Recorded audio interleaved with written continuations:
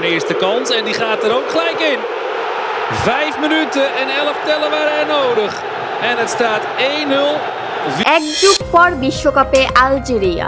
দৈনিক সংবাদ দিগন্ত পত্রিকার নিয়মিত খেলাধুলার সংবাদের সাথে আমি ফারিয়া হাসান। সোমালিয়ার বিপক্ষে জিতলেই নিশ্চিত হতো আফ্রিকান অঞ্চল থেকে বিশ্বকাপ। এমন সমীকরণ মেলাতে ৩-০ গোলের জয় আনে রিয়াদ মাহরেজের দল। তাতেই প্রায় এক যুগ পর নিশ্চিত হয় ফিফা বিশ্বকাপে খেলার সুযোগ। জি গ্রুপের ম্যাচে সোমালিয়ার বিপক্ষে আলজেরিয়ার জয়ে ২ গোল করেছেন মোহাম্মদ আমুরা ও ১ গোল এসেছে রিয়াদ মাহরেজের পা থেকে। ২০১৪ সালের পর প্রথম ও সব মিলিয়ে পঞ্চমবার বিশ্বকাপ খেলতে যাচ্ছে আফ্রিকার দেশটি। ১৯৮২ সালে প্রথমবারের মতো বিশ্বকাপ খেলার যোগ্যতা অর্জন করেছিল আলজেরিয়া। এরপর ১৯৮৬ সালে মূল পর্বে খেলেছেন তারা। দীর্ঘ বিরতির পর ২০১০ সালে বিশ্বকাপে ফেরে আফ্রিকার এই দেশটি। সবশেষ ২০১৪ ব্রাজিল বিশ্বকাপে খেলেছিল আলজেরিয়া। দীর্ঘ ১২ বছর পর আবারও বিশ্বকাপের মঞ্চে ফিরছে আলজেরিয়া। এই মাসের আন্তর্জাতিক বিরতিতে সব অঞ্চল থেকে আরও ১৭টি দেশ মূল পর্বে জায়গা করে নিতে পারে।